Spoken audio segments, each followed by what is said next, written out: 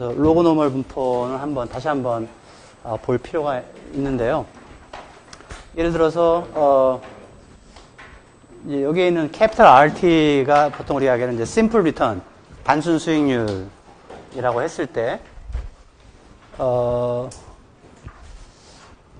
그랬을 때, 요 스몰 RT는 이제 이렇게 정의되는 이제 연속 복리 수익률이라고 말씀을 드렸죠, 그죠? 그래서 만약에 이제 얘가 정규 분포한다고 했을 때 얘는 무슨 분포를 할 건가 하는 거거든요, 지금. 그래서 다음 페이지를 보면 심플 리턴하고 연속 복리 수익률하고 저런 관계가 맨 위에 있는 식처럼 되어 있기 때문에 스몰 RT가 이런 파라미터를 갖는 정규 분포를 한다고 하면 1 플러스 R, 그러니까 그로스 리턴이라고 했죠, 그죠? 그로스 리턴. 이 프린시플이고 이제 리턴인데 얘 자체는 이제 어떤 분포를 하느냐? 기대값이 이렇고 분산이 이렇게 생긴 로그 노멀 분포한다 하는 거죠. 예. 그래서 로그를 취한 것이 정규 분포한다, 그런 뜻이 되겠어요. 그래서 당연히 단순 수익률의 기대값은 뭘까라고 해보면 스몰 r은 기대값이 뮤라고 했죠, 그죠? 하지만 캐피탈 R의 기대값은 이렇게 좀 더 복잡한 식으로 표현이 되죠. 이렇게 표현이 됩니다. 이제 그 이유가 이제 로그 노멀 분포하는 어떤 별량의 기대값과 분산은 이렇게 정의가 된다는 것이 수리통계학적으로 알려져 있었기 때문에 1은 당연히 이제 기대값이 1이니까요. 넘어가죠. 그래서 기대값 RT는 이거 마이너스 1이 되는 거예요. 그죠? 그다음 베리언스 1 플러스 R은 1은 당연히 변하지 않는 상수니까 베리언스 1 플러스 RT는 베리언스 RT하고 같고요. 는 당연히 똑같게 나오겠죠. 그죠? 네, 이렇게 된 거예요. 그래서 이거를 숫자를 들어해서 한번 보면 모양이 이렇게 생겼습니다. 이렇게. 그래서 1 플러스 RT를 하게 되면 단순 수익률은 제일 작아도 마이너스 100%까지밖에 안 되잖아요. 그죠? 마이너스 100%. 그래서 이제 여기서 시작을 하고요. 예. 그래서 이런 모양으로 돼 있다. 그죠? 그래서 여러분들이 이제 수익률을 단순 수익률로 계산을 해갖고 걔가 정규 분포한다고 가정을 해버리면 이제 이 쉐입의 차이점만큼 이제 오류가 생기는 게 되겠죠, 그죠? 예, 그런 뜻이 되겠습니다.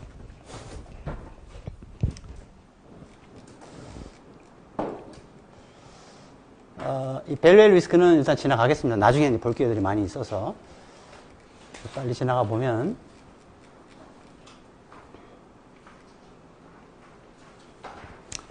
요거는 한번 여러분들이 보고 갈 필요가 있는데요.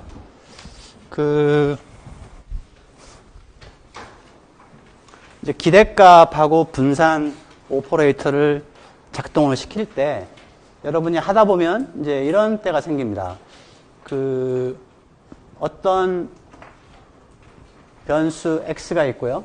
걔의 평균과 분산이 있다고 했을 때 그러면 예를 들어서 얘의 평균과 분산은 어떻게 될까? 우린 이 친구의 분산과 평균을 알고 있는데 이렇게 함수를 통과시키면 얘는 무슨 분포를 할까 하는 거예요. 그죠? 그래서 일반적으로 이제 이 펑셔널 폼이 이제 이렇게 스퀘어 루트일 수도 있고 뭐 아니면 뭐 이런 함수일 수도 있겠죠. 그죠? 예. 이런 것들의 평균과 분산을 어떻게 계산하겠냐 하는 거예요. 그래서 그걸 하기 위해서 이제 여기에 이제 나와 있는데요. 뭐냐면 지금 보니까 1차 테일러 시리즈 확장이죠. 그죠? 그래서 보통 어떤 노운 포인트에 대해서 확장을 하기 때문에 그러니까 임의의 어떤 함수가 있을 때 로컬리 리니어라이즈 시키는 거예요, 지금. 그죠? 로컬리 리니어라이즈. 어떤 포인트, 그 포인트는 이제 예를 들어서 이걸 중심으로 해보자 하는 거거든요. 그러면 임의의 함수, 이게 어떤 함수 형태든지 간에 얘는 어프락시미트하게요. 1차 테일러 어프락시메이션은 원래 함수의 이 친구에 알려져 있는 mean을, 즉 그 known 포인트를 대입을 합니다. 그래서 g of mu죠, 그죠? g of mu 더하기 그 다음에 이 함수를 x에 대해서 1차 미분을 하고요. 그 1차 미분한 것을 mu에서 evaluate 한 거예요. 그리고 얘는 원래 우리가 이제 알고 있는 이 랜덤 베리어블 x고 이거의 평균이 되겠어요. 그죠? 그래서 mu를 중심으로 얘를 리니어라이즈 한 펑션이 이렇게 생긴 거거든요. 그래서 거기에 이제 기대값을 씌워 봅니다. 씌워 보면 얘는 상수거든요. 1차 도함수를 계산한 거에다가 known value를 집어넣으면 상수가 계산되겠죠. 예를 들어서 미분을 해보세요.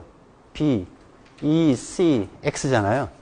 mu를 집어넣고 집어넣으면 되잖아요. 그죠? 그럼 상수가 되는 거예요. 그래서 이게 상수고 얘도 상수기 때문에 기대값을 취하면 요거 나오고요. 그대로 나오고 상수니까. 그 다음에 요거 상수 나오는데 기대값이 이렇게 붙으니까요. 그러면 x의 기대값이 mu라고 그랬고 또 mu가 또 있으니까 사라지는 거죠. 그죠? 그래서 이렇게 됩니다. 이렇게. 분산도 쉽게 계산할 수 있어요. 분산은 여기 이제 분산 오퍼레이터 우리가 배운 대로 이제 계산합니다. 그러면 얘는 상수니까 분산이 없다는 거죠. 건너뛰고 이제 여기에 분산이 생기는 거예요. 근데 얘는 상수니까 렐레번트하지가 않아요. 필요 없어요. 그래서 variance of 이거 그 다음에 얘를 제곱하는 거죠. 또는 이게 벡터일 수도 있고 하니까 앞에 뒤에 곱해주는 거예요. 앞에 뒤에. 그래서 얘의 분산의 1차 도함수를 앞에 뒤에 곱해준 거. 그게 어떤 함수의 분산이다 하는 거예요. 그래서 이렇게 계산하는 분산 계산 공식이 보통 우리가 델타 메소드라고 하는 거. 델타 메소드.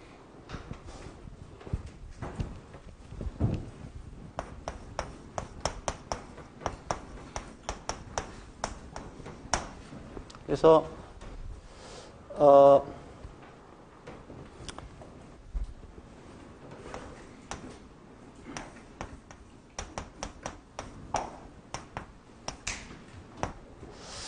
만약에 여러분들이 어떤 이제 추정을 위해서 일을 하다 보면 이제 파라미터가 이게 추정할 파라미터거든요. 근데 요 추정할 파라미터는 실제 우리가 요게 관심 있는 게 아니라 얘가 로짓이라는 어떤 non-linear한 함수를 거쳐 나온 얘가 관심이 있어요. 이를테면. 근데 여러분들이 얘를 초기 값을 줘가지고 어떤 프로블럼에 컨버징하는 추정치를 구했다고 했을 때 그러면 추정치를 계산했으니까 그거에 uncertainty도 계산할 수 있겠죠. 베리언스를 계산할 수 있다는 거예요. 근데 우리가 관심 있는 것은 얘의 추정치와 분산이 아니라 얘의 추정치와 분산이 필요한 거거든요. 그럼 당연히 이제 요 관계를 이용을 해서 계산을 하게 됩니다. 이게 그럴 때 이제 많이 쓰게 될 거예요. 그래서 나중에 혹시 그런 일이 나오게 되면 이야기를 해줄 거고요. 그 다음에 단일 별량의 이제 단일 별량이 가만히 보니까 지금 디스크리트한 단일 별량의 분포. 그게 이제 베르누이 분포라든가, 뭐 포아송 분포라든가, 뭐 이런 것들이 이제 그 디스크리트에서 한 것이고요. 그 다음에 컨티뉴어스 한 거에서는 뭐 노멀 디스트리뷰션, 뭐 로그 노멀 디스트리뷰션, 이제 여러 가지 이제 분포들이 있는 거고요. 이제 바이베리 디스트리뷰션은 이제 이를테면 페어를 보는 거죠, 그죠? X하고 Y. 예. 그래서 여기 이제 디스크리트 타임에서 생각을 해보면 X가 이런 특정한 값을 갖고 동시에 Y가 특정한 값을 가질 확률, 그걸 이제 이렇게 조인트 덴서티로 쓸 수 있다. 이제 뭐 그런 거고요.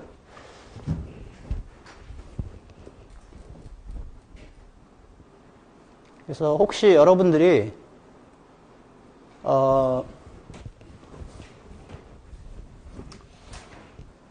예를 들어서 X라는 값이요.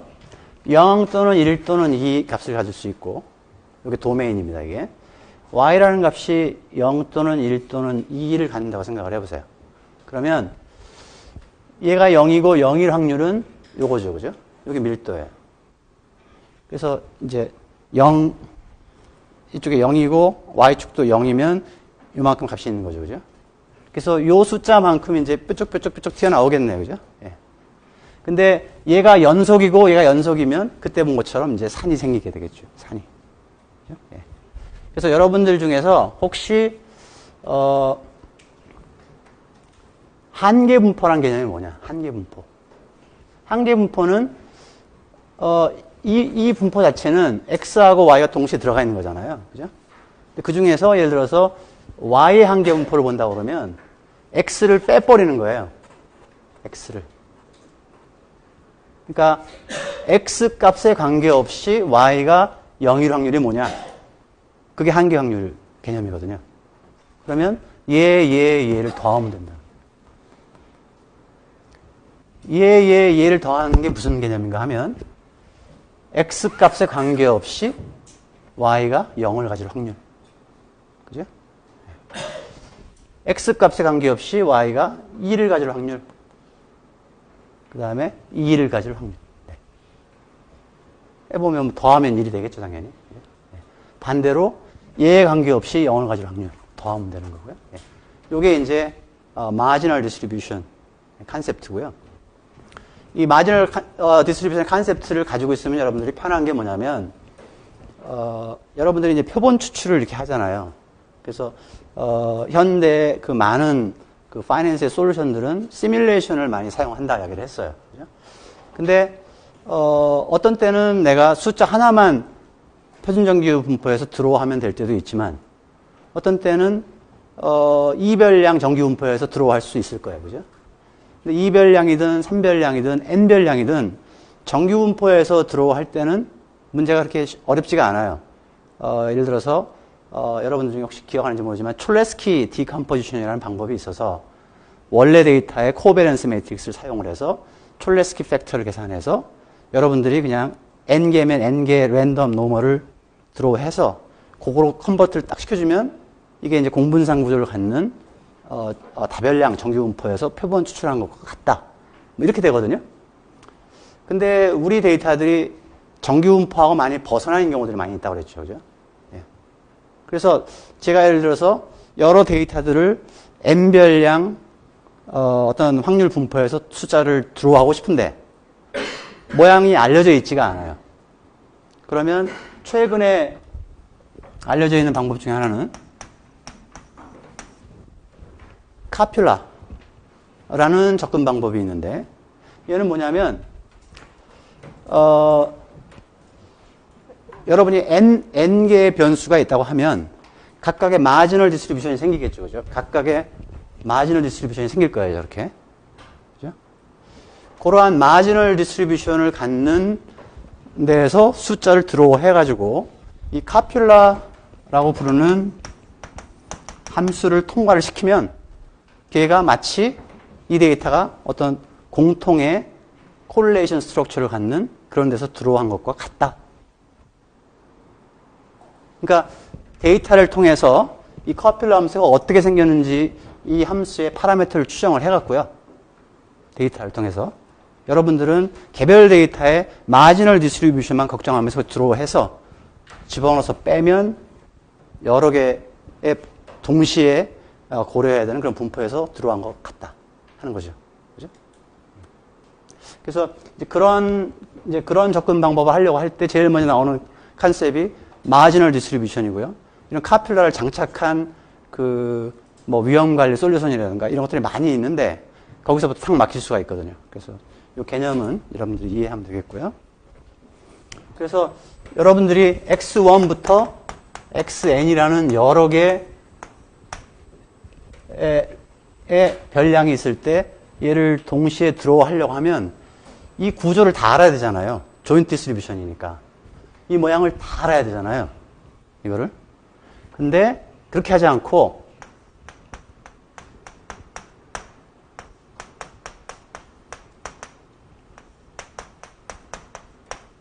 얘만 따로 해서 얘로 결합하면 된다.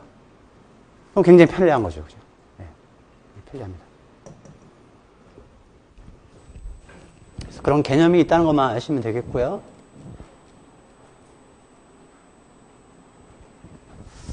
그 다음에는 이제 그러면 다별량이니까 조인트 디스트리뷰션이 아까 있다고 했고 그 다음에는 각각 하나씩만 보는 마지널 디스트리뷰션, 한계 분포라는 게 있다고 했고요. 마지막으로 이제 보는 것은 이제 컨디셔널 디스트리뷰션인데, 예측과 관련해서는 이제 컨디셔널 디스트리뷰션이 더 중요한 역할을 합니다. 컨디셔널 디스트리뷰션은 예를 들어서 조인트 디스트리뷰션을 예를 들어서 그 X의 한계 분포로 나눠준 것이 지금 X 컨디셔널, 그러니까 Y의 분포 컨디셔널은 X가 되겠습니다. 그래서 이건 이제 일반적인 정의가 되는데, 이 정의를 가지고 실제로 여러분들이 아까 요거 구하는 건 이제 봤고요. 요거 구하는 것을 한번 해보면, 아까 그 위에 있는 테이블을 사용을 해서 해보면 아마 요 세 분포 간의 관계를 잘 알 수 있을 것 같고요. 그 정도가 머리가 있으면 이제 머릿속에 있으면 이 분포에 대한 두려움이 많이 줄어들 거라고 생각하고요. 뒤에 엑서사이즈가 어딘가 있을 겁니다. 엑서사이즈가 있고 답도 있거든요. 그러니까 한번 보시도록 하세요.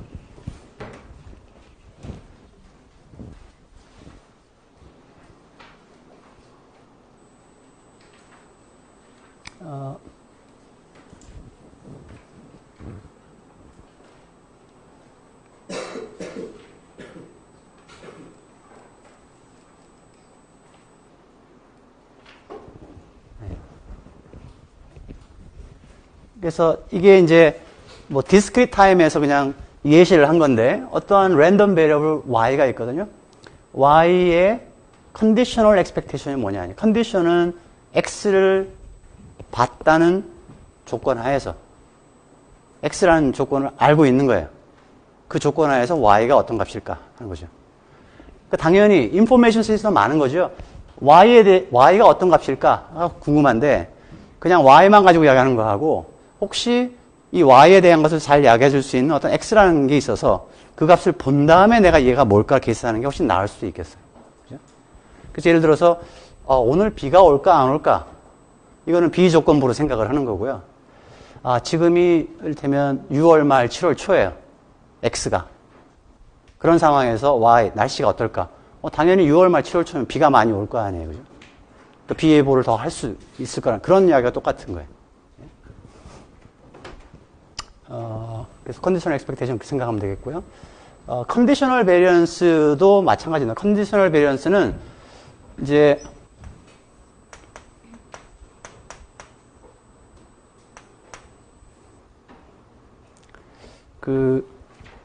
예를 들어서 얘가 랜덤 베리어블이고, 랜덤 베리어블의 어떤 선형 결합이라고 했을 때, 그러니까 어떤 특정한 값이 어떻게 변할지 모르지만 얘가 이 자체가 이제 랜덤 베리어블이고, 그래서 얘도 랜덤 베리어블 되는데, 확률 변수가 되는데요. 이 값이 이미 주어졌을 때, 이 값이 주어졌을 때는 이제 베리언스 개념이 아니잖아요. 이미 주어졌으니 그 값은 픽스가 되는 거죠, 그죠? 그래서 베리언스들이 일반적으로 컨디셔널 베리언스를 계산을 하면 많이 줄어듭니다. 어떤 확률 모형에서. 그래서 나중에 이제 이거는 변동성을 이야기할 때 또 이야기하도록 하겠습니다.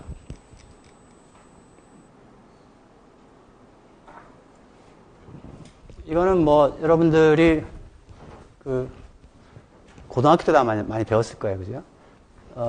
랜덤 베리어블 x하고 y가 있는데 이제 플러스 마이너스죠, 그죠? 이거의 베리언스는 일반적으로 이제 이렇게 오퍼레이트 되고 그 다음에 코베런스가 들어간다 뭐 하는 거죠, 그죠? 예, 코베런스 들어가서 상수니까 제곱해서 튀어나왔고요. 그 다음에 2 곱하기 a, b의 코베런스다 하는 거죠. 예. 당연히 인디펜던트 하면 y하고 x가 인디펜던트 하면 이 텀이 이제 줄게 되겠죠.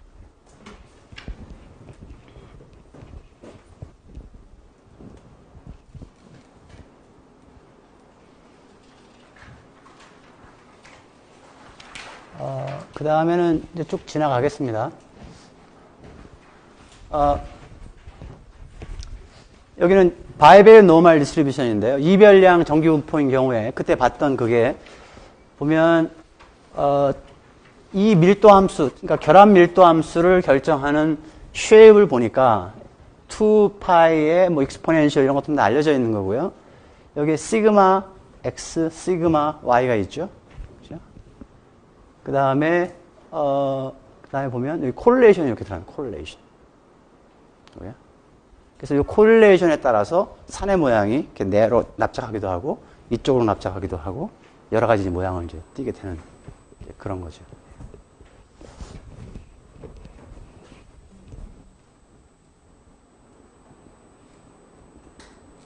네. 이건 그때 한번 봤으니까 지나가고요.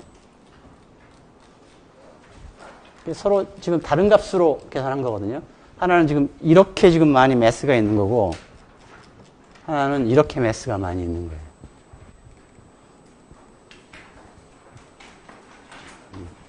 그리고 여기 넘어가도 되겠습니다.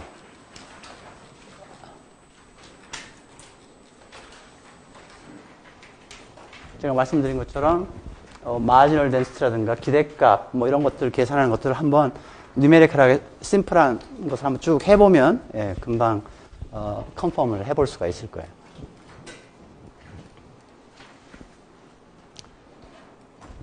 그 다음에는 이제 여러 가지 통계량들이 검정 통계량이죠. 검정 통계량이 뭐 귀무가설 하에서 카이스퀘어 분포한다, T 분포한다, F 분포한다. 이제 이렇게 이제 하는 것들 많이 봤을 거예요. 그래서 T 분포는 대표적으로 이를테면 다중회귀 분석에서 여러 개 설명 변수의 회귀 개수가 있을 텐데 각각의 회귀 개수가 유의적이냐, 0과 다르냐 이런 것을 테스트할 때는 T 통계량을 계산을 하죠, 그죠? T 통계량을 계산합니다. 근데 예를 들어서 설명 변수가 지금 5개가 있는데 5개의 개수가 동시에 0이냐 아니면 그 중에 3개가 동시에 0이냐 이런 걸 또 테스트 해볼 때가 있겠어요, 그죠? 그럴 경우에는 보통 우리가 F검정을 씁니다. F검정. 그러면 F검정이 어떻게 생겼는지 대강 알긴 알아야 되겠죠, 그죠? 예.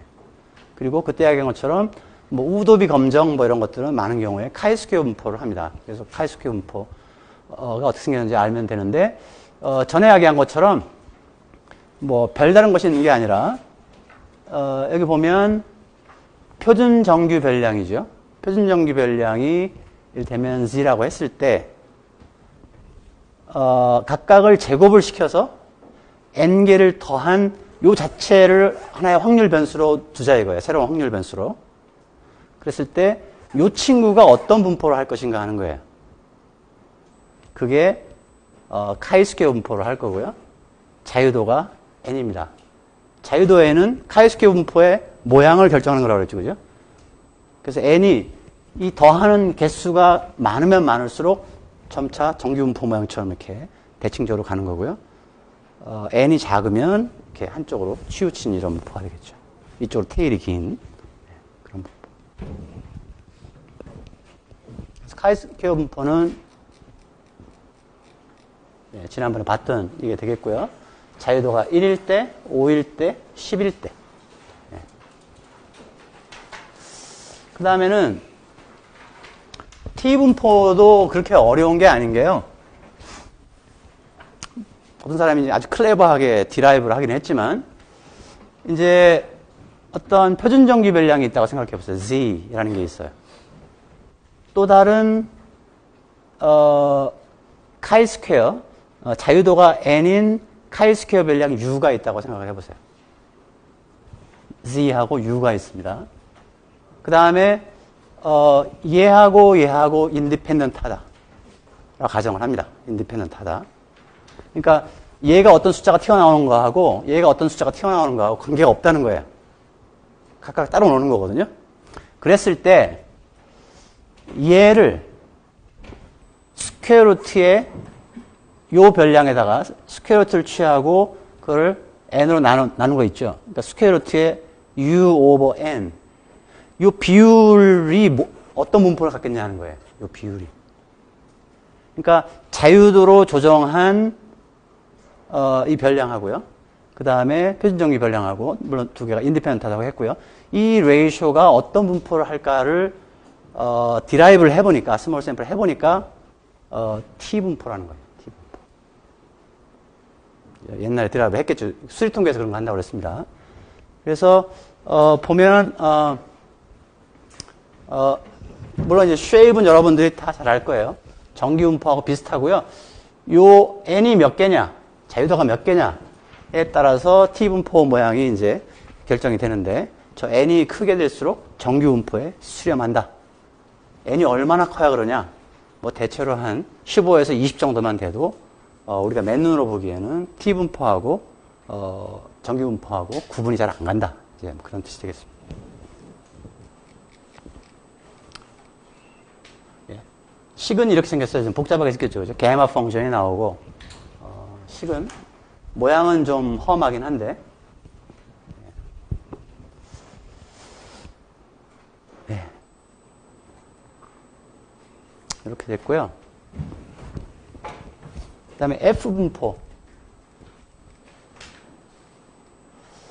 F분포는 더 험하게 생겼네요. 그죠? 예. 갈수록 더 험해집니다.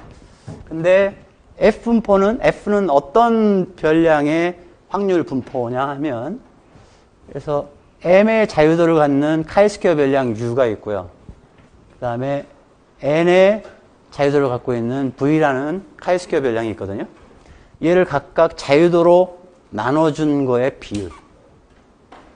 나눠준 거의 비율. 걔가 F분포입니다.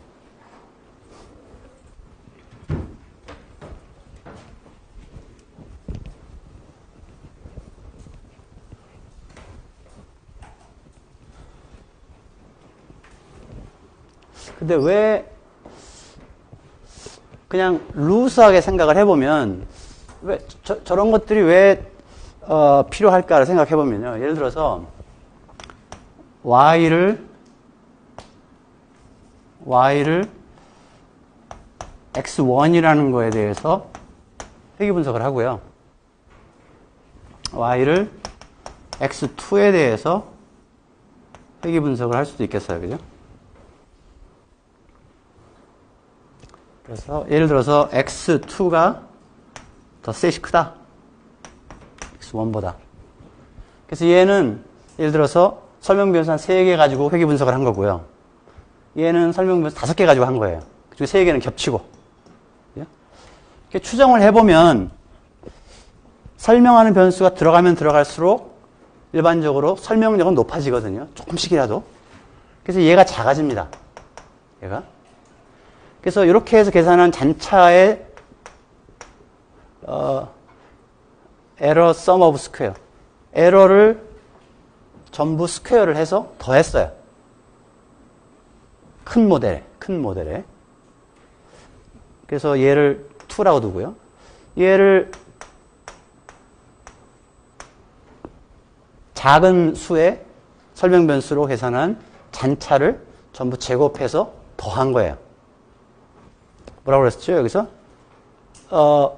error sum of square죠. sum of square예요. 그래서 스퀘어 변수에 관한 이야기가 나오는 거예요.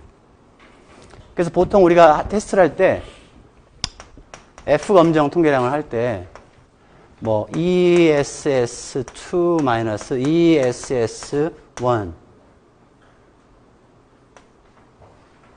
잠깐만 거꾸로 ESS1 ESS2 ESS2 이렇게 생각을 해보면 보세요. 그 변수가 설명 변수가 지금 x1부터 x 5개가 있는데 지금 x3가 있고요. 3개만 중요하냐 다 중요하냐 이렇게 보려고 하거든요. 그러면 얘는 조금만 가지고 했으니까 좀 더 클 거예요. 그죠? 다 가지고 한 것보다. 그죠? 그러면 얘가 좀 더 크고 좀 더 작으면 어떤 영위하는 값이 나오겠죠. 그죠? 근데 이론적으로 4번째, 5번째가 전혀 중요하지 않다. 전혀 중요하지 않다. 설명력이 0이다. 0. 그러면 이 차이가 없어지겠죠. 그죠? 그래서 이 값이 아주 작아지면 추가적인 변수가 소용이 없다는 거예요. 그죠? 그러니까 그런 테스트를 할 때 얘가 지금 제곱의 개념들로 움직이기 때문에 카이스퀘어는 아까 보니까 표준정규 별량을 제곱해서 움직였잖아요. 그죠? 그래서 저 비율이 필요한 거예요. 그래서 이 통계량이 정의가 된다고 하면 얘가 어떤 분포를 가질까를 생각을 해본 거예요. 그랬더니 이런 모양을 한다는 거예요.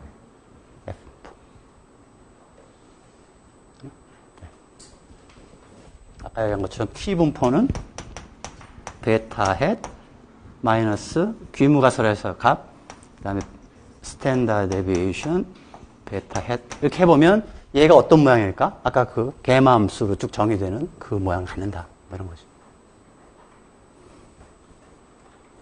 그래서 뭐 이 정도만 여러분 생각을 해도 실은 좀 컴포터블 할 거로 생각을 하고요. 저 식을 외우는 것은 실은 뭐 굉장히 현명하지 못한 방법이 되겠죠. 그죠? 언제든지 아까 본 것처럼 헬프에 올라가면 다 있으니까요. 이비스에. 예. 통계학 책에도 다 있고요.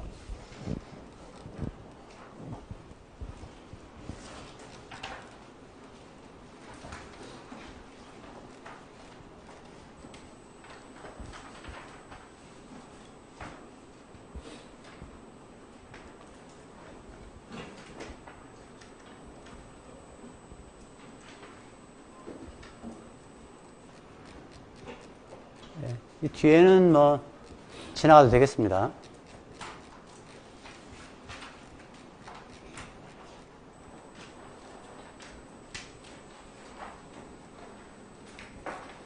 회귀 분석도 뭐 여러분들 아는 것처럼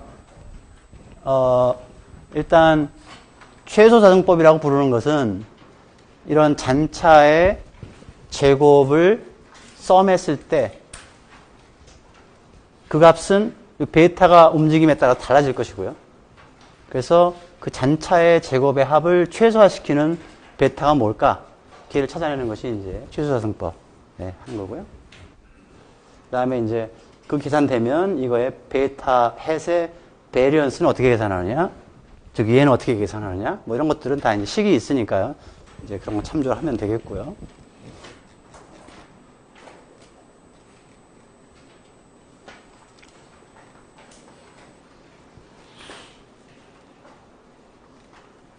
예, 이쪽은 뭐 여러분들 뭐 그냥 지나가 줬습니다. 분포 정도만 보면 되겠고요.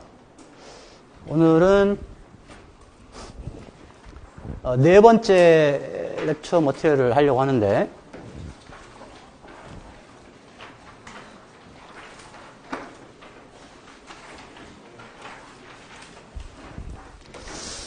이게 제가 한 학기 동안 가르치는 게 시계열 분석이거든요. 근데 그거를 1시간 반 만에 어떻게 이걸 마칠까 지금 생각을 해보는데, 제가 시계열 책을 한국은행에서 한번 강의를 해봤더니, 한 15년 전에, 3일 딱 걸리더라고요, 3일. 네. 그, 전국에 수재들이 모였다는 그 한국은행의 한 과장급 정도 되는 사람이 한 3일 정도 되니까 이 사람들이 이제 뭔가 막 이렇게 만들어내고 이렇게 하더라고요. 그래서 그게 쉽지는 않을 거로 생각은 하는데, 이게 안 할 수가 없는 게요. 여러분들이 이제 사업계획서 같은 걸 만들잖아요. 사업계획서 같은 걸 만들면, 예를 들어서, 이 새로운 사업을 프로포즈를 할 때, 내가 예를 들어서 마켓 쉐어를,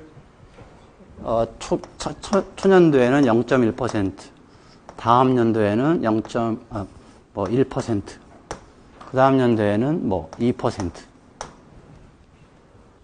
이거는 어떻게 보면 희망사항이죠. 그죠? 희망사항. 그래서 내가 이렇게 갈 거고, 그러면 내가 프라핏이 어떻게 날 거고, 처음에는 비용 대비 이득이 안 나니까 마이너스 당기순이익을 기록하다가 어느 순간이 되면 마켓시어가 올라가면서 뭐 이렇게 해서 나겠다. 이제 그렇게 해서 계획을 짜는 거예요. 그죠?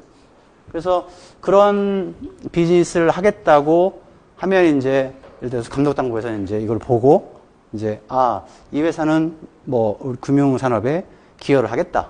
그럼 승인이 나오는 거고 허가가 나오는 것이고, 그렇지 않으면 돌려보낼 거 아니에요. 그죠? 네. 근데 이런 매직 숫자가 어디서 나왔냐는 거예요. 이런 숫자가. 그리고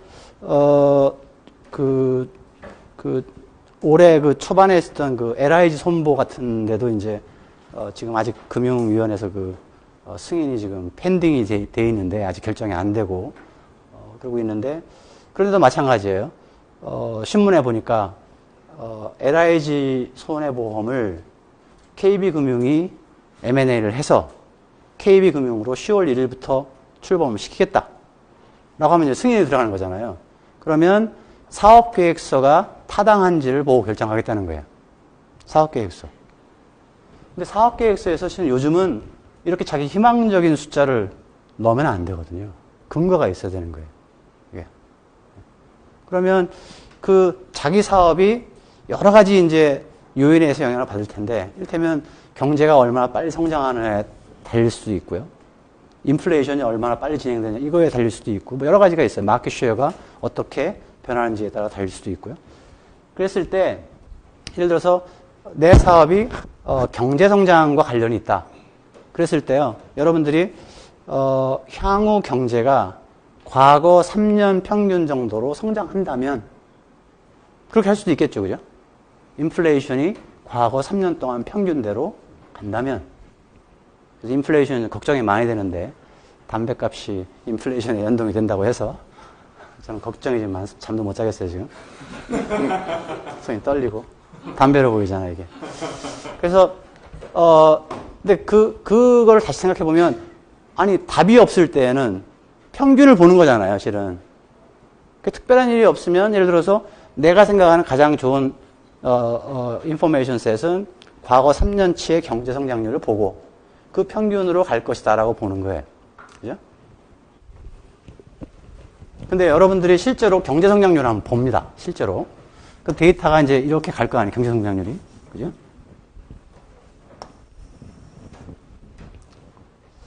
경제 성장률을 보면은요, 대부분의 베리에이션은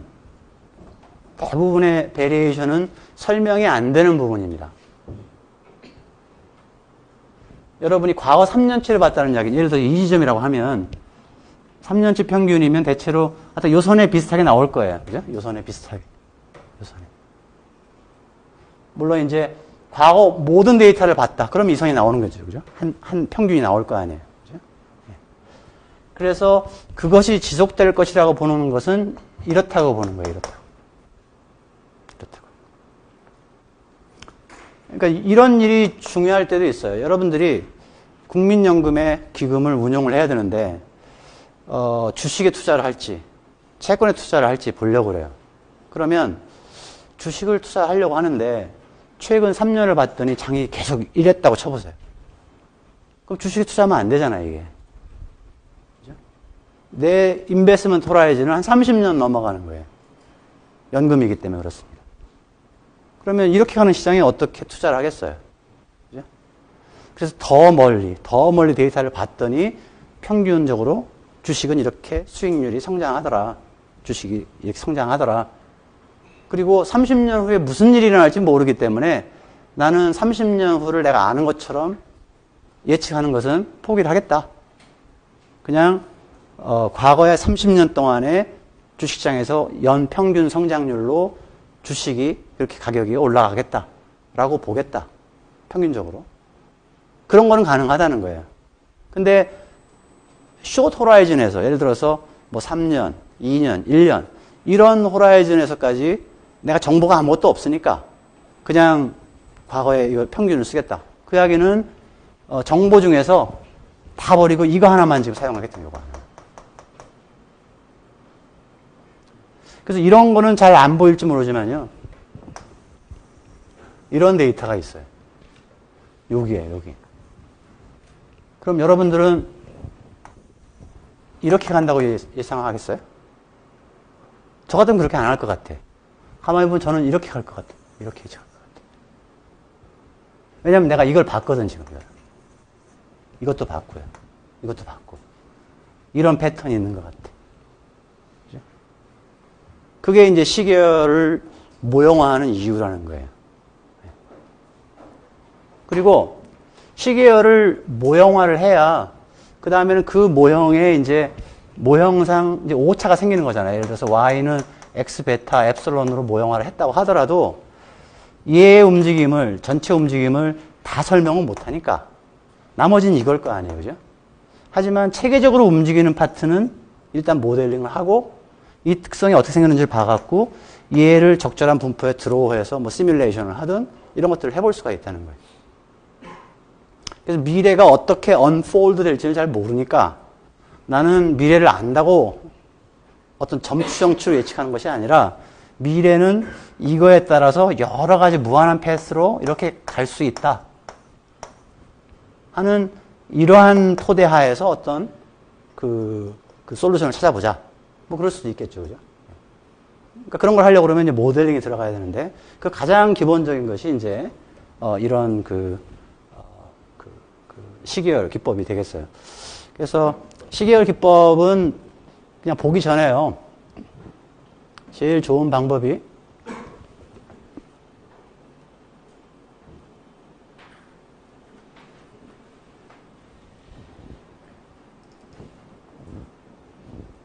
뭐 한번 해보는 거죠, 뭐.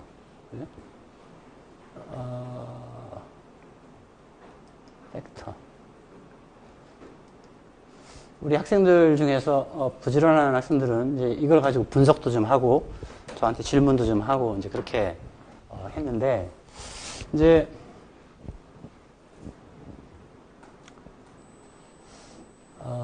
지난번에 그로스 스탁은 재미없다고 그랬었죠, 그죠? 너무 길어서 밸류 스탁을 한번 볼까요?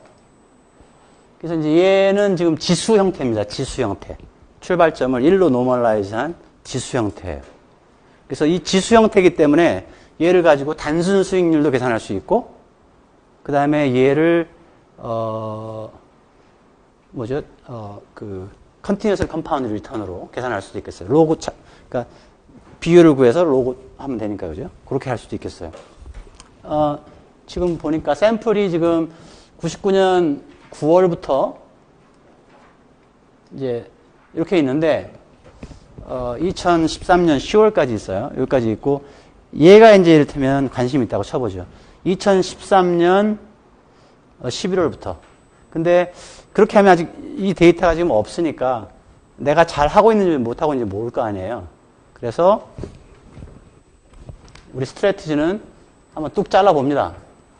2012년 12월까지만 데이터가 있다고 치고 2012년 12월까지 데이터가 있다고 치고 여기부터는 이제 미래라고 보는 거예요. 그래서 이렇게 한번 예측을 해볼 겁니다. 이렇게 예측을 해보고 그 다음에 일부는 실제 실적치가 있으니까 비교해 볼 수가 있고요. 얘는 이제 저거죠, 그죠? 예. 그래서 그렇게 한번 해보려고 하고요. 근데 이제 모델링을 해야 되는데 이제 티피컬한 이게 시계열 데이터입니다. 시간에 대해서 기록된 것이 뭐 시계열 데이터고요. 시간에 대해서. 전에 통계학을 리뷰하면서 이야기한 것처럼 이 데이터는 이제 대표적인 이제 불안정 시계열이 되는데요. 불안정 시계열인 이유가 그때 이야기한 것처럼 샘플을 이렇게 쭉 확장시켜 가면서 평균과 분산을 계산해 봤을 때 그 값이 거의 상수의 일정한 값으로 유지가 되면 걔는 안정적인 시계열이 되는 거고요. 이런 경우에는 가면서 계속 분산도 커지고요. 이 변하는 폭이 분산이잖아요. 커지니까. 그래서 얘는 전형적인 불안정 시계열이다. 이제 그렇게 이야기를 할 거고요. 이제 불안정 시계열인지 아닌지를 테스트하는 통계적인 기법이 있습니다. ADF 검정이라고 해서. 근데 그거는 이제 시계열 들을 때 하시면 되는 거고요. 어쨌든 이런 것들은 검정을 할 수가 있는데 여러분들이 관심 있는 환율, 그다음에 주가, 그다음에 GDP, CPI, 뭐 금리, 뭐 여러 가지 많은 경우들이 다 불안정 시계열로 분류가 됩니다. 불안정 시계열로. 그래서 어떤 시계열들은 이렇게 해놓고 보니까 이 분석하기가 어려운 거예요. 어디로? 그러니까 안정적인 시계열이라는 것은 어떤 평균이 이렇게 있다고 할 때 일로 돌아가는 거거든요. 그래서 지금은 이렇게 떨어져 있지만 얘가 지나가면서 다시 그걸로 갈 것이다. 이게 안정적인 계열이고요. 이렇게 되어 있는데 이런 가상의 평균이라는 선이 작동을 안 해서 얘가 이렇게 올라갈 수도 있고 해서 얘가 오늘 또 이렇게 주저앉을 수도 있는 거예요. 이렇게. 그게 이제 불안정 시계열의 일반적인 특성이고 그걸 눈으로 봐서는 알기 어려운 때도 많이 있어요. 그래서 이제 통계적인 기법으로 그걸 하는 거예요. 근데 우리가 가지고 있는 통계적인 기법이라는 것도 실은 이론적으로는 그렇게 맞을 수도 있는데요. 이 밸류 스탁이라는 것이 안정적인 시계열인지 불안정적인 시계열인지를 보려고 하면은요. 이렇게 쭉 어떤 평균선을 그려놓고요. 얘가 히스토리컬하게 몇 번이나 얘를 컷하느냐. 이걸 많이 컷하면 할수록 얘는 일로 회귀하는 경향이 있구나. 이렇게 할 수 있는 거죠. 그죠? 근데 여기 대강 보니까 한 번도 그런 것 같은 느낌. 여기 뭐 비슷해 보이지만 아니잖아요. 그죠? 그러니까 이런 경우에는 아직 에비던스가 많지가 않은 거예요. 그러니까 어쨌든 우리가 알고 있는 이제 통계적인 지식 가지고 얘는 어쨌든 지금 현재로는 안정적이라고 볼 수 있는 에비던스가 없는 이렇게 된 거고요. 그래서 이런 시계열을 모형화를 할 때는 이제 먼저 안정적인 시계열로 변환을 해서 모형화를 합니다. 안정적인 시계열로. 왜냐하면 그때 이야기한 것처럼 안정적인 시계열이 돼야 평균이나 분산 이런 것들을 계산하는 게 의미가 있다고 이야기를 했어요. 그죠? 그래서 안정적인 시계열로 만드는데 안정적인 시계열을 만들려고 그러면 제일 쉬운 방법이 그냥 빼는 거예요. 앞에 거에서 그러니까 앞에 거에서 뒤에 거를 빼는 거예요. 1차 차분을 하는 겁니다. 그러면 1차 차분을 하면 이게 밸류 스탑이죠.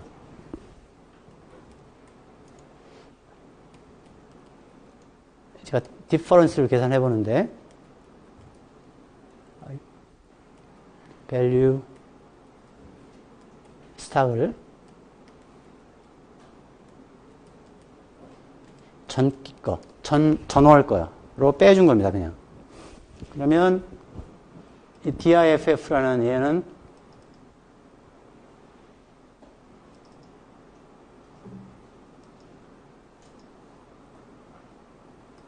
이렇게 생겼잖아요. 그죠? 얘는 가운데로 돌아오는 것 같아요. 그죠? 그러니까 변동성은 가면서 많이 달라졌지만, 그죠? 예, 이렇게 되는 거예요. 그래서, 얘를 모형화를 해서 다시 한번 차분을 했으니까 다시 누적을 시키면, 그러니까 우리가 하는 게 month to month change 하는 얘를 모형화를 해서 다음 month의 change가 얼마나 될까를 계산을 하면, 그러면 지금 현재 마지막 가지고 있는 값에다가 그 예측되는 그 차분을 더해주면 다음 거의 원래 숫자가 되겠네요. 그죠? 또 거기서 또 하고. 그죠? 예. 이런 개념이거든요. 처음부터 이렇게 가는 것을 모형하는 것이 아니라. 예? 네, 그렇고요. 근데 이 1차 차분한 것은 개념이 없죠. 그냥 지금 현재 주가를 과거 주가로 이렇게 차분을 한 거기 때문에 어떤 경제적인 텀이 없는 거예요. 성장률도 아니고. 그죠?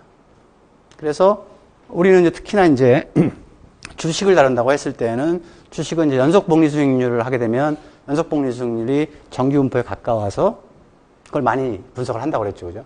연속복리 수익률을 만들려고 그러면 로그 차분을 하면 될 거예요. 로그 차분한다는 이야기는 그러면 원래 데이터를 그냥 로그로 변환을 시켜서 원래 데이터 X라고 했을 때 얘 로그를 취해서 걔를 그냥 Y로 정의하는 거예요. Y로. 그러면 그 Y로 정의한 것을 1차 차분을 하면 걔가 이제 연속 복리 수익률이 되겠네요. 그죠? 그래서 얘가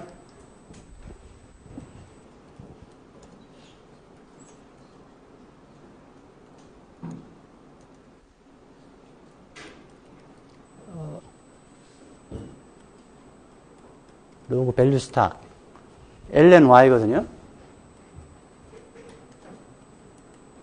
DIFFy는 ln-y 마이너스 1 이렇게 바꿔놓으면요. 그러면 그래프도 거의 비슷할 거예요. 이 로그 차분한 거거든요. 로그 차분한 거. 그로스 레이트. 근데 아까하고 왜 이렇게 차이가 날까요? 그림 모양이.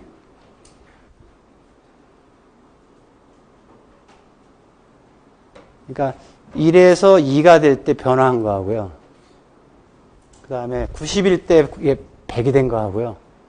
이게 스케일 문제가 좀 있는 거죠. 그죠? 스케일이. 아까 여기서는 이렇게 가면서 변동성, 그러니까 원래 계열을 아까 봤더니 이렇게 가지만 숫자가 작으니까 작지만 스케일은 작기 때문에 그 변화는 클 수가 있다는 거죠. 이렇게. 뒤에는 애당초에 원래가 큰 숫자들이니까 큰 숫자들 가지고 움직이면 이렇게 될 수도 있는 거고요. 그죠? 예. 그래서, 그냥 차분을, 그러니까 특정한 경제적인 텀으로 불리지 않는 디퍼런스를 하는 것보다 로그 디퍼런스를 하면 그 자체가 해석도 되고요. 수익률이다. 예를 들어서 주식 수익률이다. 해석도 되고, 그 다음에 분석에 편의가 있을 수가 있습니다. 그래서 이제 이렇게 모형화를 할 거예요. 그래서 이제 처음에 스텝은 뭐냐면, 아까 로그 y가 있죠?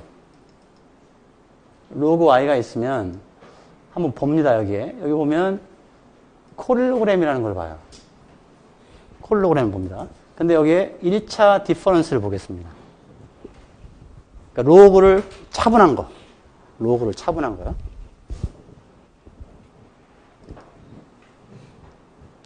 얘를 보면, 이 숫자들이 쭉 나옵니다, 이게. 그래서 이 숫자가 뭔가 봤더니 0.116이래요.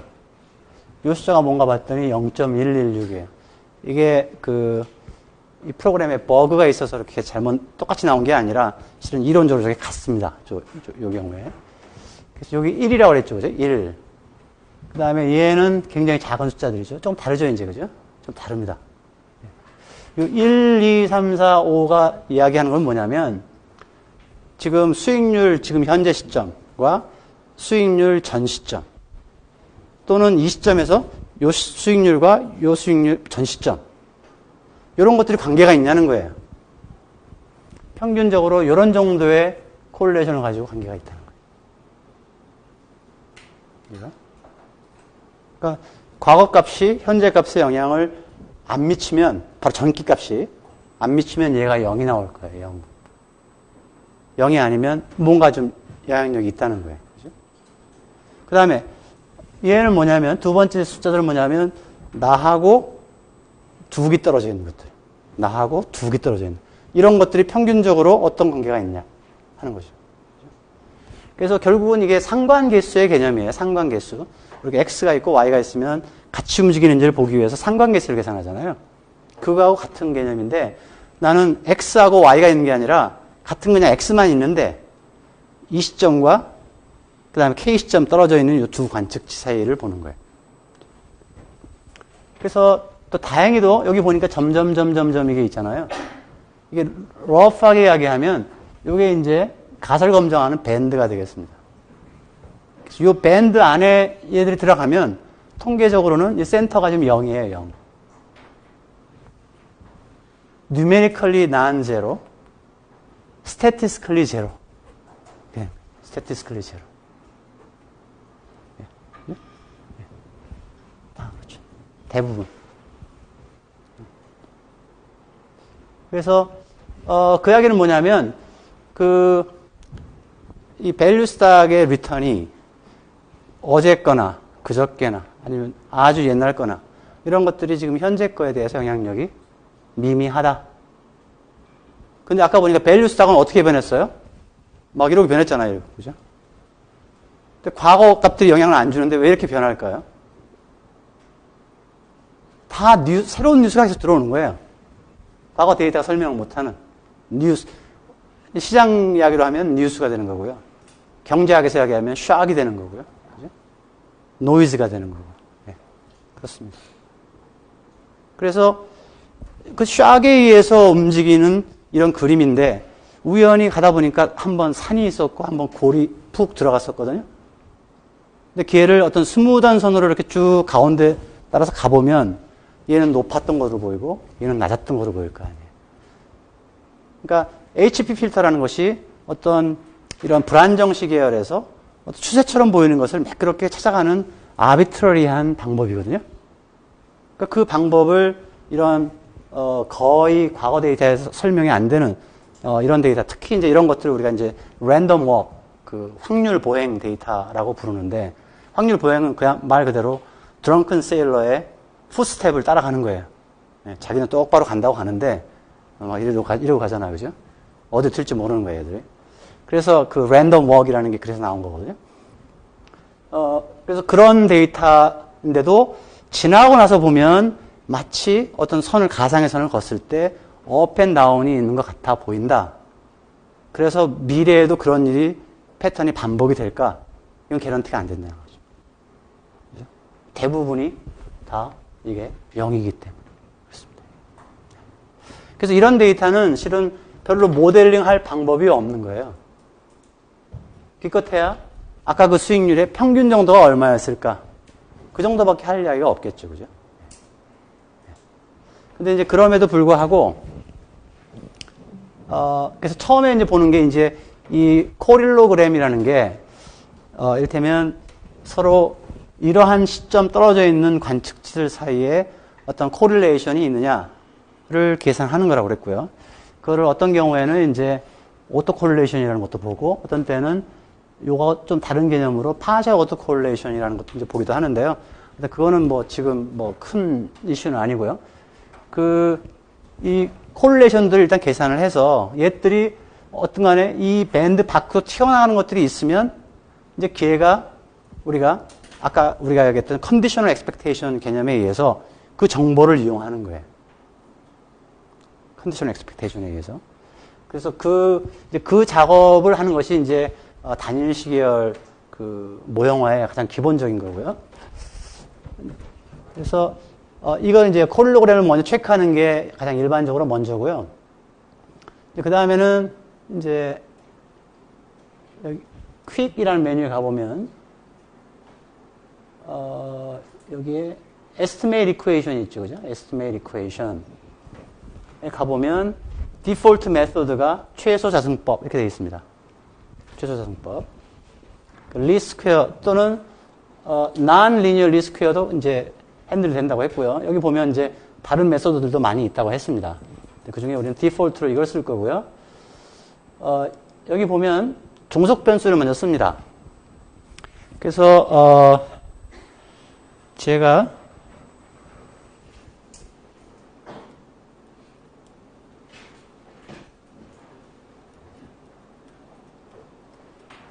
이렇게 해볼게요. D-log value stack 이렇게 썼거든요. value stack은 원래 그 지수죠, 그죠? 로그 안 취한 겁니다. 근데 그 ebu스의 함수 중에서 D-log라는 함수는 value stack에다가 저 데이터에다가 로그를 자기가 취합니다. 그래서 전기 거를 빼줍니다. 그래서 아까 우리 차분할 때 두 번째 개념에 있는 데이터를 만드는 거예요. 됐나요? 그냥 얘를 D-log를 안 하고 그냥 D하고 이렇게 썼으면 value stack을 했으면 처음에 봤던 차분한 거 있죠? 예, 그게 되는 거고요. 알겠죠? 예. 그래서 나는 D-log 한 것을 모형화를 하겠다는 거예요. 근데 얘를 D-log 한 건 아까 이제 이렇게 생겼으니까 평균은 있어 보이죠, 그죠? 평균이 있는 것을 모형화를 하고 싶어요. 그럼 내가 여기다 C라고 적습니다. C. Constant. Intercept를 포함을 하겠다. 하는 거고요. 그 다음에 여기다가 뭐라고 쓰냐면 AR1 이렇게 써볼게요. AR1. 이 AR은 뭐의 약자냐면 오토 리그레시브 펑션의 오토 리그레시브 하다는 거의 약자예요. 그러니까 오토를 그냥 보통 우리 자기 이렇게 하고요. 자기 자신. 리그레시브는 이 회귀 분석할 때 회귀 분석의 그 리그레션하고 같은 거라고 생각하면 되겠어요. 그러니까 나의 현재 값을 나의 과거 값들에 의해서 설명해 보려고 하는 모델을 하겠다는 거고요. 그때 과거 언제까지 보느냐? 바로 전기 거만 보겠다. 1. 그래서 어제의 수익률이 오늘의 수익률에 영향을 주는 구조의 모형을 한번 추정을 해보겠다. 지금 이렇게 된 거예요. 어제 거, 그 다음에 그저께 거 한다 그러면 AR1, AR2. 그럼 두 개가 다 들어가는 거고요. AR1, AR2, AR3. 그럼 세 개가 다 들어가는 거예요. 그래서 그냥 AR1 그냥 뭐 펀으로 해볼까요? AR2 두 개로 이렇게 했습니다. 여기 보면 이제 샘플이라고 있죠, 그죠? 샘플에 아까 우리가 어디까지만 샘플을 쓰기로 했냐면 2012년까지만 쓰기로 했었죠. 2012년 썼습니다. 그리고 일단 확인을 해보면 이제 아웃풋이 어떻게 나왔냐면, 우리가 그 로그 차분을 한, 즉, continuously compounded return은 평균이, 장기적인 평균이, 즉, 월별 데이터에서 1.2%래, 1.2%. 그러면 대체로 연간 뭐 한 13% 곱하기 12 하면 되니까요, 그죠? 예. 곱하기 12 하면 되니까. 그러니까 미국의 스탁을 장기적으로 투자를 했을 때 보면 미국의 S&P 같은 게 한 평균 수익률이 한 15% 나오거든요. 평균 15%. 그러니까 밸류 스탁은 그게 나오는 거예요, 지금요. 그러니까 우리가 프리퀀시가 지금 먼슬리기 때문에 요 장기적인 요 평균 얘는 그렇고요. 그러니까 이제 무슨 이야기냐면 지금 얘가 지금 로그 차분을 한 밸류 스탁의 컨티뉴어스 컴파운드 리턴이라고 하면 지금 이걸 찾은 거예요, 이거를. 그럼 얘가 이제 거기에서 벗어나서 변동폭들이 이렇게 있죠, 그죠? 그랬을 때 이 값을 얘가 설명해 주느냐, 이 값을 얘가 설명해 주느냐, 이거를 모형화를 좀 하자는 거예요. 하나뿐만 아니라 또 두 개, 옛날 거. 한 개, 두 개. 그래서 미인을 제거한 나머지가 이제 데비에이션이 될 텐데, 그 데비에이션이 이제 어떤 이런 모양을 보이느냐 하는 것을 이렇게 모형화 해본 거예요. 해봤더니 그 개수가 바로 전기 것은 0.12 정도가 나왔는데요. 아까 그 코릴레이션 봤을 때 저 숫자하고 좀 비슷한 거 못 봤어요? 실은 그 파샤 오토 콜레이션이 아마 이 숫자하고 비슷하게 나왔을 거예요. 이 숫자하고 비슷하게. AR1에서. 그 다음에 AR2. AR2는 보니까 여기 나왔는데, 어떻게 이제 최소사용법에 계산해서 표준 편차를 계산을 하고, 레이쇼가 T 통계량이거든요. 그랬더니, 5% 정도를 P-밸류로, 5% 정도로, 인퍼런스를 한다고 봤을 때, 얘는 양측 검정의 P-밸류거든요. 그러니까 T 분포에 플러스 마이너스 1.728에 이쪽 꼬리에 있는 여기 있죠. 요 면적. 요 면적이 지금 8.8%라는 거예요. 전체가 100%일 때. T 분포가. 그러니까 아직 우리가 한 5% 정도를 생각해 보면 실은 양측 검정에서 얘가 지금 안쪽에 있는 거거든요. 그러니까 얘가 실은 통계적으로 0이라고 보는 거예요. 0이라고. 또는 이제 뭐 그 스트레이홀드가 꼭 5%에서 검정하라는 법은 없죠. 그러니까 나는 10%로 검정하겠다. 10%에서는 유의적인 거예요. 그죠? 네. 그 다음에 이 첫 번째 개수는 이제 1.5고 얘가 13%고 얘는 이제 10%도 안 되는 거죠. 근데 뭐 마찬가지죠. 뭐 나는 뭐 이 정도로 오구나. 근데 나는 데이터가 길지가 않으니까 뭐 시간이 더 지나가면 데이터가 쌓이면 이게 유의적일 수도 있겠다라고 생각할 수도 있는 거고, 그건 이제 리서처들이 생각하기 나름이겠죠, 그죠? 주관이에요. 예. 근데 얘는 아주 형편없이 크네요, 그죠? 형편없이 커서 얘는 not likely, 그죠? 예. 그 다음에 그러면 예를 들어서 이거 두 개가 체계적으로 이제 현재 값을 설명한다고 쳤을 때, 그럼 나머지 설명 안 되는 부분이 얼마나 되는지를 봐야 될 거 아니에요. 제가 설명이 되는 부분 빼놓고 이렇게 전체가 이렇게 움직이고 있으니까, 그거는 얘를 보면 하는 거지. 그러니까 요거와 요거에 의해서 설명되는 부분이 0.24%예요. 0.24%. 나머지는 다 랜덤하게 움직인다. 그러니까 밸류 스탁에 베팅하기가 어렵다는 거죠. 어디로 튈지 모르는 거예요, 지금. 아까 보니까 위로도 튀고 밑으로도 튀는 거죠. 그렇죠? 네. 장기적인 우리가 가지고 있는 데이터 정도의 평균을 보니까 연간 한 12, 13% 정도 되는 평균이고요. 네. 그래서 꼭 우리는 그 10% 수익 낸 끝자락에서 사가지고 마이너스 12%일 때 팔죠, 그죠? 못 버티고. 네. 그래서 그런 사람들과 사자, 팔자가 딱 있으면 평균으로 볼 때는 어떻게 돼요? 12%, 13% 한다는 거예요. 자기가 위닝 사이드에 있었으면 좋은데, 이제 그러지가 못하니까 이제 문제가 생기는 거죠. 시장이 효율적이고 장기적인 평균이 있다고 하더라도 내가 시장에 들어가기만 하면 내가 평균이 되는 게 아니거든요. 나는 분포상에 어딘가 놓이는 거고요. 그래서 모델링 하기가 이제 쉽지는 않다는 것을 이제 여러분이 아실 수가 있고요. 그러면 이 과거에 얘들이 몇 개나 더 있어야 모형이 되겠느냐 하는 clue를 어떻게 얻을 것인가 하면은요.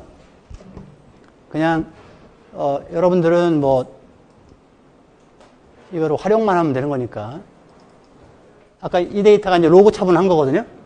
이 로그 차분한 걸 가지고 그냥 코릴로그램을 다시 한번 보면은요. 이미 로그 차분을 했기 때문에 여기서 차분 안 하겠습니다. 그냥 그대로 쓸 거예요. 써보면 아까 그림이 같죠? 그 AR이 몇 개가 필요하냐는 요거 튀어나온 개수를 보고 판정합니다. 요거 튀어나온 거. 튀어나온 거. 그래서 아까 요게 마지널하게 붙었죠? 그래서 아까 마지널하게 유의적으로 나온 거예요. 두 번째 거는 형편없이 죽었죠, 그죠? 예, 얘에서 죽은 거예요. 제가 3, 4, 5 쭉 하더라도 다 죽을 거예요. 예. 그래서 요게 요 밴드 밖으로 튀어나온 개수가 몇 개인가를 잘 보고 그 숫자를 딱 읽으면 된다는 거예요. 그럼 10중 8구 여러분들 저렇게 해보나 계산을 실제로 해보나 그렇지 않나 알 수가 있는데 지금은 계산이 너무 쉽잖아요. 그냥 아까 AR1, AR2에서 땅 하니까 딱 나왔잖아요. 그러니까 발품을 파는 거예요. AR1 했다가 AR2도 해봤다가 AR3도 해봤다. 몇 개만 해보면 하다가 이제 유의적으로 안 잡히는 때들이 나올 거 아니에요. 거기서 스탑을 하면 되는 거예요. 그게 기본적으로 오토 리그레시브한 모델을 모형화하는 방법이 되겠습니다.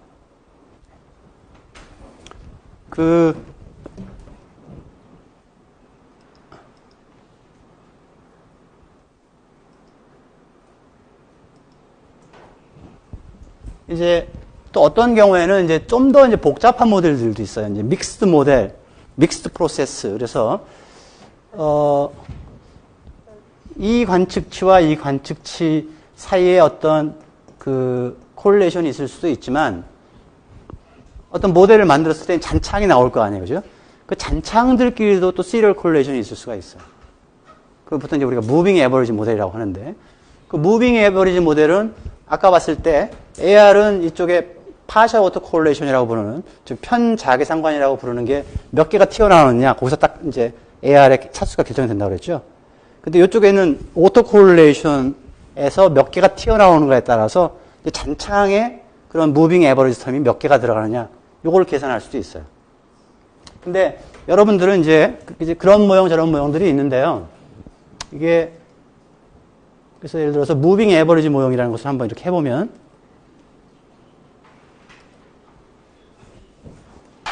무빙 에버리지는 MA로 하거든요. MA 하고 이제 한 개만 넣어봤어요. 추정했더니 개수가 나왔죠. 이렇게 그죠? 네, 개수가 나왔습니다. 그리고 아까보다 상황이 어때요? 좋아져 보이나요? 그 희한하죠? 설명된 거는 이것밖에 안 되는데 t-밸류는 많이 좋아졌고요. probability도 이렇게 좋아졌어요. 그래서 우리 영어 표현에 이게 smells fish입니다. 이게 생선 냄새, 썩은 냄새가 나는 거예요. 어딘가 뭔가 잘못됐어요. 지금 이게. 그래서 우리 시계열 분석을 이제 하는 사람들은 그냥 과거 데이터에 설명되지 않는 어떤 랜덤 워크이라는 계열이 있다고 할 때 그런 것으로 만약에 그래도 혹시 모양이 이래 보이니까 이런 모양을 했더니 개수들이 마치 유의적인 것처럼 보이는 거예요. 그런 일들이 발생할 수 있다는 거예요.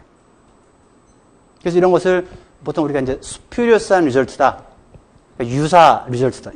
우리가 유사품 사면 안 되잖아요. 그죠? 예, 유사해 보이는데 실은 트루스는 아닌 거예요. 어떤 통계적인 아티팩트다. 통계적인 허상이다. 이렇게 이야기할 수 있는 현상들이 벌어지기도 합니다. 여기서는 지금 그게 데피니트하게 지금 벌어진 상황인데, 하여튼 여러분들은 이제 그것은 뭐 여기서는 뭐 저 안 해도 되고요.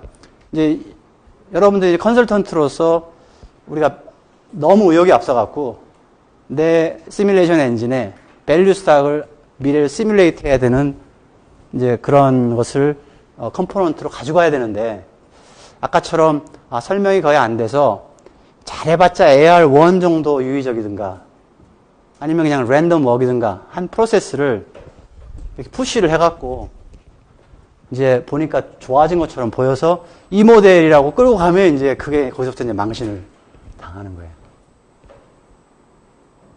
예? 그러니까 툴을 그거는 잘못 해석을 했어요. 예. 그래서 이제 그거는 이제 그동안 이제 많이 이것저것 하다 보니까 이제 그런 것을 이제 알게 됐는데, 그래서 어쨌든 이제 이런 계산을 하는 자체는 컴퓨테이셔널 버든이 굉장히 이제 저렴하기 때문에 여러분들이 원하는 대로 이 개수를 변하면서 해볼 수가 있겠죠, 그죠? 근데 어떤 모델이 제일 좋으냐를 택할 때는요, 얘를 보는 거예요, 얘를. 여기 보면 Akaike Information Criterion 또는 Schwartz Criterion이라고 있어요. 보통 우리가 이걸 이제 정보 기준 이렇게 이야기를 하는데요. 이 정보 기준은 뭐냐면 모형을 추정하면 이 설명 변수들이 잘 들어갔으면 설명력이 좋아지는 거잖아요. 피팅이 좋아진다고요. 그죠? 근데 반면에 쓸데없는 파라미터를 더 집어넣게 되면 추정할 파라미터가 너무 많아져가지고 언서튼하게 추정이 되는 거예요. 그래서 파라미터 수가 많아지는 거하고 모형이 적합도가 높아지는 거하고의 어떤 트레이드오프를 고려한 통계량을 사람들이 개발할 필요가 있었어요. 그래서 그걸 정보 기준이라고 발표한 거예요. 그래서 AR 1, 2하고 C만 있는 것은 3개짜리 프로블럼, 파라미터 3개짜리 프로블럼. 이것까지 있는 것은 파라미터 4개짜리 프로블럼이에요. 그죠? 그 3개짜리하고 4개짜리가 어떻게 차이가 있느냐? 아까 요걸 계산했을 때 요 값. 이렇게 다 넣었을 때 요 값을 비교해갖고 이 값이 더 작게 나오는 친구가 모델이 더 적합한 모델이라는 거예요. 실증적으로 그렇게 나올 겁니다. 근데 이게 마이너스니까요. 마이너스 2.25를 만드는 모델이 마이너스 1.25를 만드는 모델보다 더 좋다는 거예요. 피팅이 더 잘 됐다는 뜻이에요. 최소화시키는 모델을 찾는 겁니다. 그래서 예전에는 코릴로그램이라고 부르는 아까 자기상관 함수를 계산을 해서 튀어나오는지도 보고 이렇게 했는데, 이제 그게 실은 특정한 AR 모델이나 특정한 MA 모델만, 즉 자기회귀 모형이나 이동평균 모형만 있을 때 그게 가능한 거고요. 요새는 이제 믹스 모델이라 이것도 있고 이것도 있을 수가 있기 때문에 그 경우에는 이 모양이 정형화된 패턴을 찾기 어렵다는 거죠. 그래서 일단은 지금은 뭐 얘를 0, 1, 2, 3 하고 얘를 0, 1, 2, 3 하면 컴비네이션이 딱 나오겠죠, 그죠? 그래서 컴비네이션별로 딱 추정해서 셀을 쭉 얘를 픽했다고 그러면 얘를 쭉 적어놓고 제일 최소화하는 게 그래서 1, 3이다. 뭐 2, 1이다. 뭐 이렇게 결정할 수가 있겠죠. 그거 하는 게 이거고요. 그래서 얘하고 그다음에 슈월츠 크라이테리언이라는 거하고는 조금 프로퍼티가 다를 수가 있어요. 유한한 샘플에서. 그래서 여러분들 프로블럼에 맞게 어떤 때는 요 기준을 사용하기도 하고 어떤 때는 요 기준을 사용하기도 합니다. 두 개가 가장 파퓰러한 통계량이라고 생각하면 되겠어요.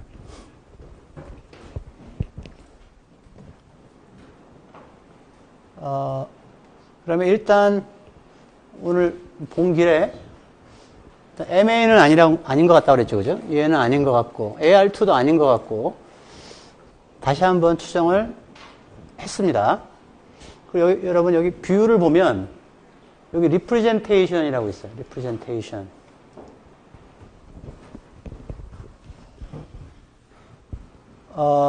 리프레젠테이션이라는 것은 저기 써 있는 게 지금 어떻게 되는 거냐면요.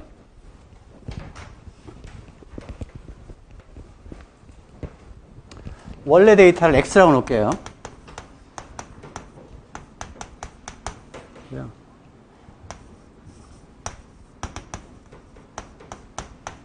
Y가 이제 로그를 취한 거거든요. 그러면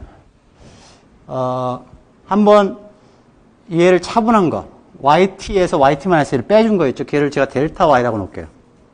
델타 Y.